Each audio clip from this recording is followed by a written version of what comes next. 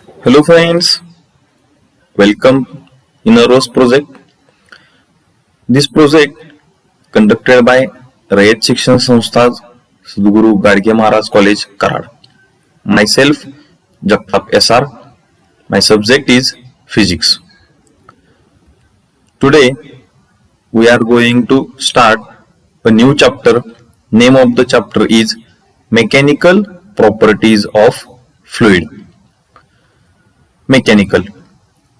This word includes study of force, velocity, pressure, energy, work done and power. And the word fluids. The substance which can flow is called as a fluid. So in this chapter we will discuss about the properties of the fluid regarding with force, velocity, energy and etc.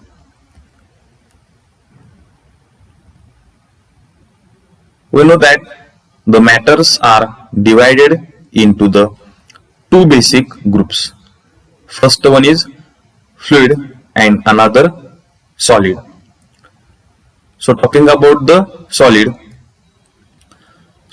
having fixed shape and volume, they cannot flow. And the second is fluid. Any substance that can flow is called as a fluid. It includes liquids, gases and plasmas. Liquids and gases do not have their own shape. They take shape of the containing vessel. There are some properties of ideal fluids. The first property is ideal fluids are incompressible. That is, we cannot change its volume. Therefore, density of the ideal fluid remains constant. Its flow is irrotational. That is, its flow is smooth. It is non-viscous. When ideal fluids are in motion, there is no frictional force between its layers. Its flow is steady. That is, when ideal fluids are in motion, the velocity at every point is same. The steady and homogeneous fluids are isotropic.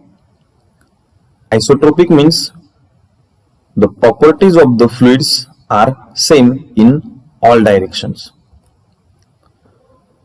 Then there are some properties of fluids. The first property is they do not oppose deformation. They have ability to flow. They have ability to take the shape of the container. While studying mechanical properties of the fluid, we divide mechanical properties of the fluid in two basic groups. The first one is when the fluid at rest. When the fluid at rest, we will discuss about pressure and surface tension.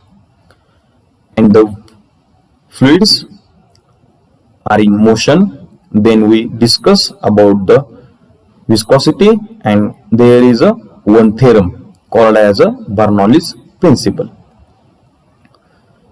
Now the first point is fluids at rest. The branch of the physics which deals with the properties of fluids at rest is called hydrostatic. Static means steady. Now the first property is pressure. The definition of the pressure is the normal force exerted by a fluid at rest per unit surface area of contact is called pressure of a fluid. pressure is denoted by P. Normal force, that is, the force must be perpendicular to the surface area. From this definition, we can write pressure is equal to force divided by area. Now talking about the unit of the pressure, we know that the force is measured in Newton and area is measured in meter square.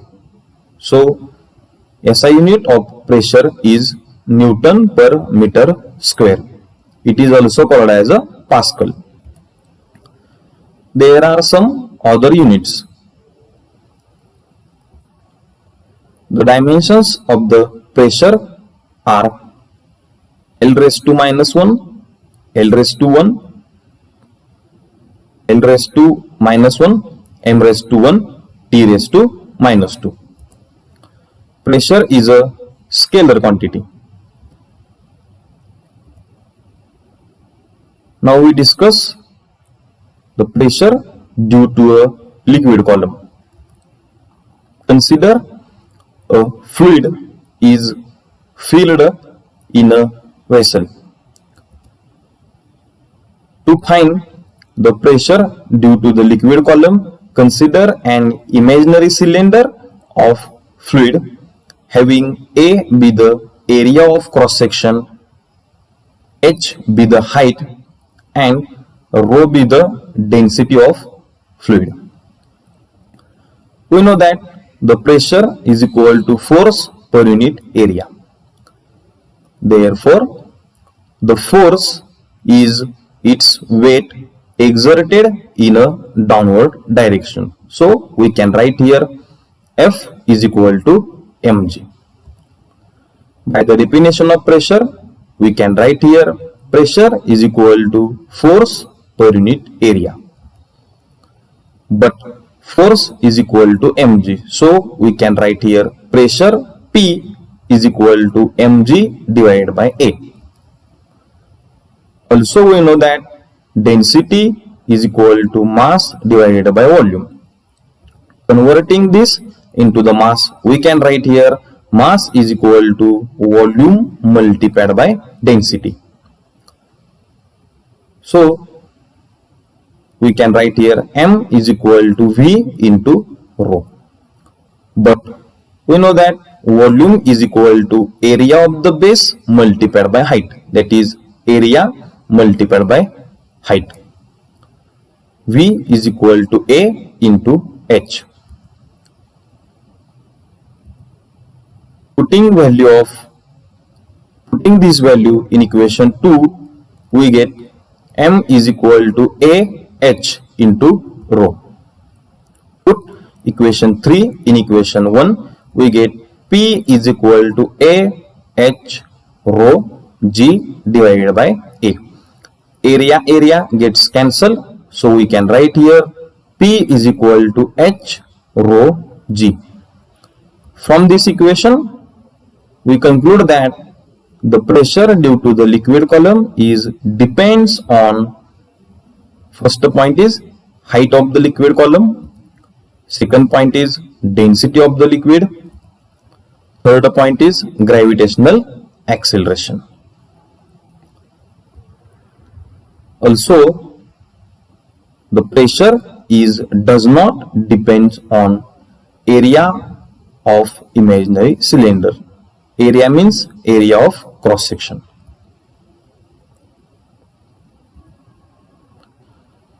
Now next point is atmospheric pressure. We know that our Earth's atmosphere made up of fluid, and this fluid is air. It exerts a downward force due to its weight. The pressure due to this force is called atmospheric pressure. Atmospheric pressure is highest at the surface of Earth, that is at sea level, and decreases as we go above the Earth's surface. The atmospheric pressure at the sea level is called a normal atmospheric pressure.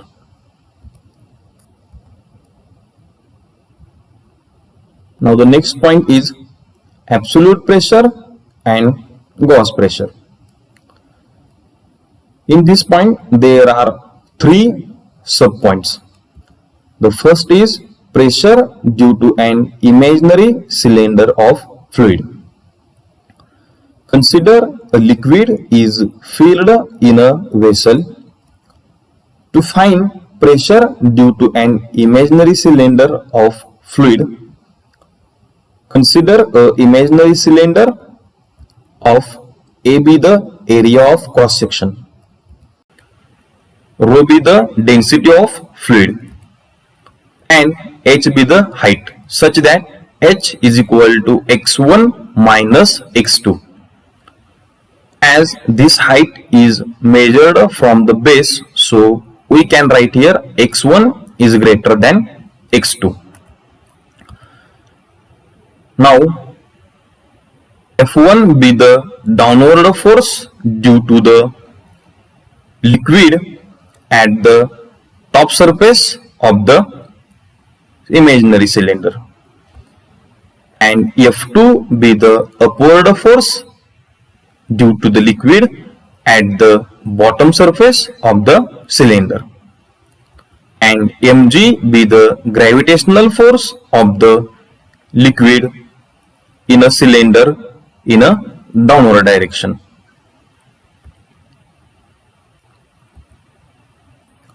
Therefore, at equilibrium we can write here upward force is equal to downward force. Therefore, F2 is equal to F1 plus mg.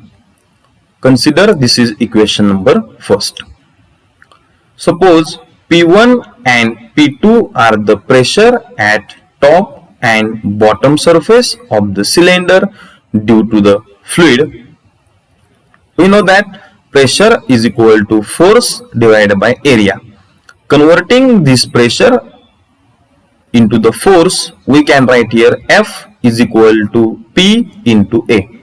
So for the force first, we can write here force F1 is equal to pressure P1 into area.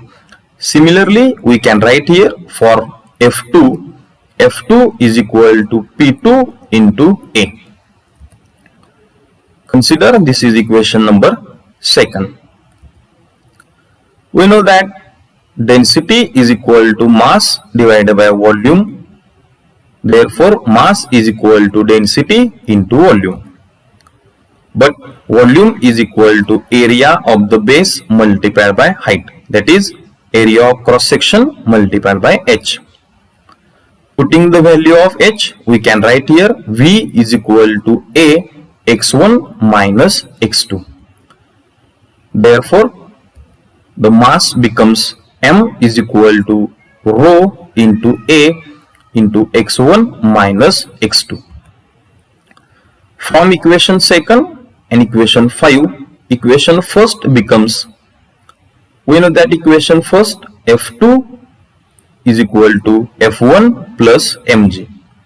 So putting the value of F2, we can write here P2A.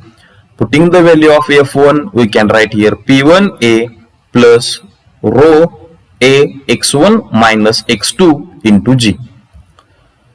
Taking the A common from the right hand side and cancelling left hand side A and right hand side A.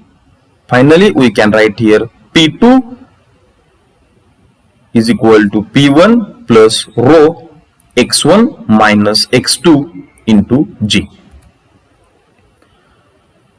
Now the second point is pressure at a depth h below the surface of a liquid. Consider top surface of a imaginary cylinder at the surface of the liquid.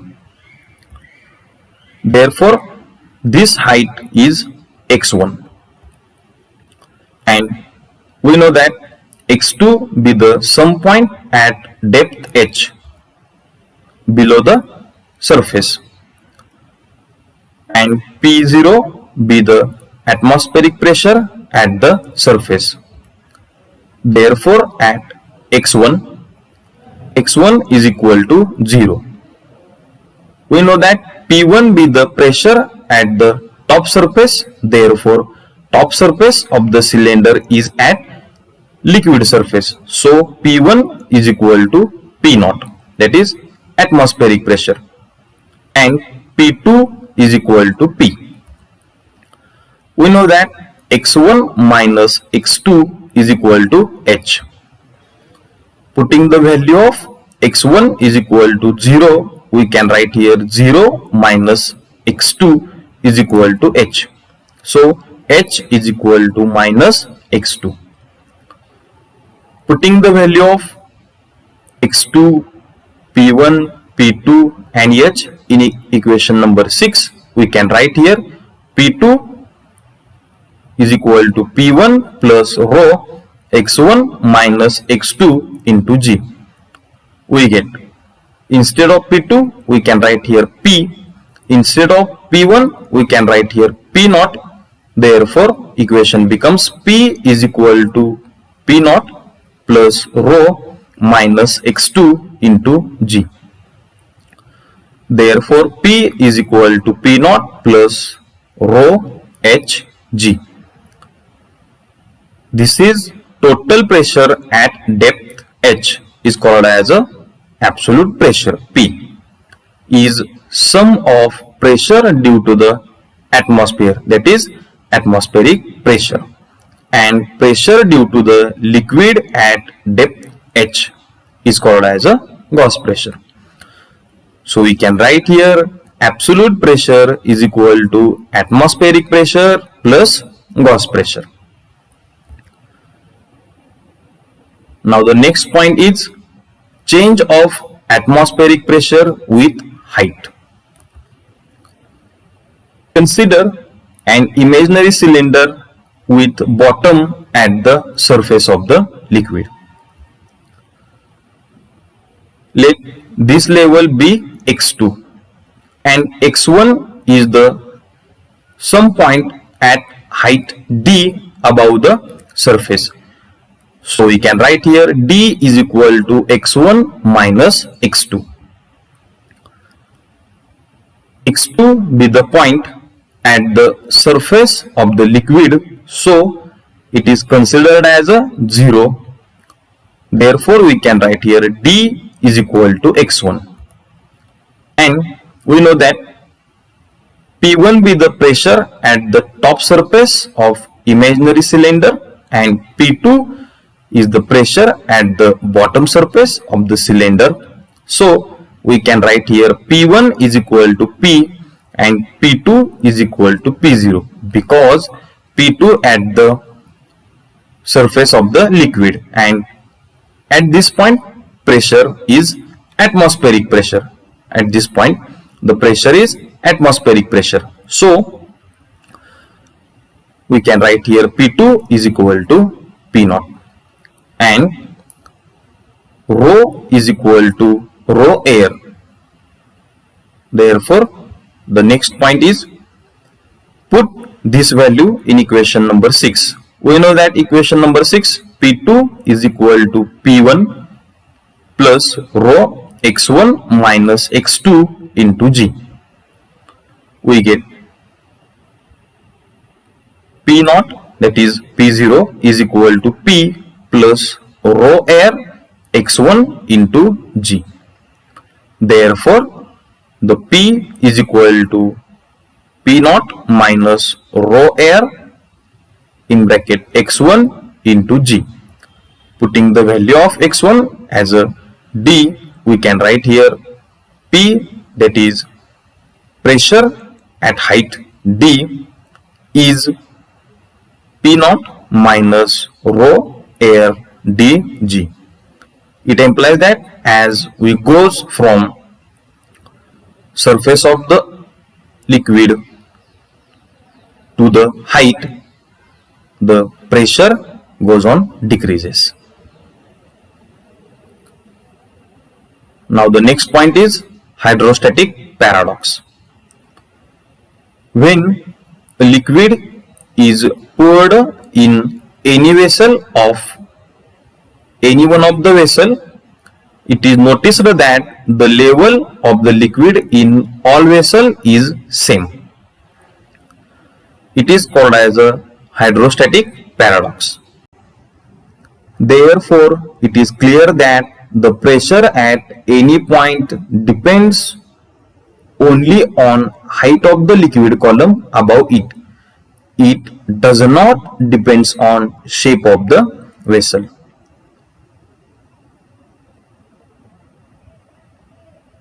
Thank you very much.